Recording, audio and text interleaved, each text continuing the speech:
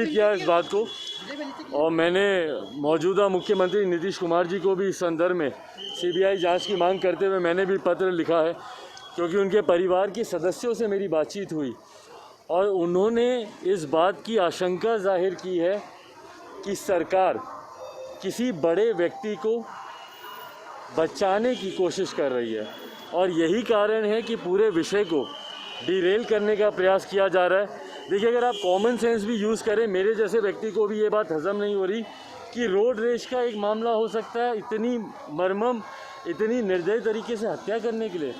सिर्फ एक महज रोड रेज के लिए कोई व्यक्ति को दिनों बाद याद आता है कि इस व्यक्ति के साथ मेरा रोड रेज का इशू हुआ था, और जाता है और वहाँ पे जाके गोली मार देता है।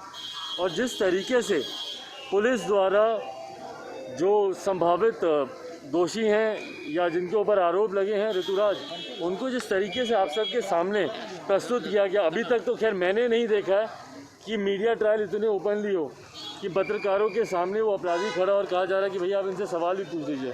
तो जिस तरीके से पूरा घटना चक्र ये तैयार हुआ है, कहीं ना कहीं संदेह मुझे भी है, और इसीलिए मैंने आग्रह किया था। मुझे याद है जब सुशांत सिंह राजपूत जी का विषय था तो उस वक्त मेरी मुख्यमंत्री नीतीश कुमार जी से बात हुई थी, और उस वक्त मुख्यमंत्री जी ने इस बात को स्पष्ट तौर से कहा था कि जब तक परिवार का कोई सदस्य नहीं बोलेगा हम नहीं करेंगे। और अंतोगत्वा जब उनके पिताजी ने फिर मांग की तो उसके बाद इन्होंने सीबीआई जांच की सिफारिश की।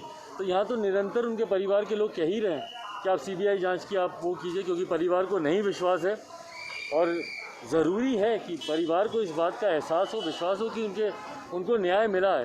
तो अगर वो चाहते हैं कि सीबीआई जांच हो तो उसकी सिफारिश की जानी चाहिए। उनकी बेकाबू हो रही हैं, एक के बाद एक। आप मेरा ट्विटर हैंडल आप देखिए, रोज़ सिर्फ यही चल रही हैं हत्याएं, एक के बाद एक। कब जाकर हमारे मुख्यमंत्री इन तमाम बातों का संज्ञान लेंगे और गंभीरता दिखाएंगे ताकि प्रदेश में अपराध रुके? आप हत्या पर रोज़गार देने की बात करते हैं।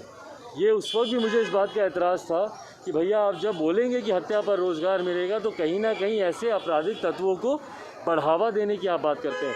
आपकी प्राथमिकता हत्या को रोकनी होनी चाहिए, ना कि ऐसे समाज की कल्पना करना जहाँ पर कोई आकर किसी की हत्या कर जाए और तब जाकर आप उसके परिवार के सदस्यों को आप नौकरी दें। बहरहाल हाल फिलहाल के दिनों में जितने दलित परिवार में भी हत्याएं हुई हैं उनमें भी अभी तक नौकरी नहीं मिली है। बीते दिनों में मुजफ्फरपुर गया था, अभी कल मैं नालंदा जाऊँगा जहाँ पे 2 युवकों को का गला रेत कर उसकी हत्या कर दी गई। तो दीजिए नौकरी, ये कानून आप ही ने बनाया था चुनाव से पहले।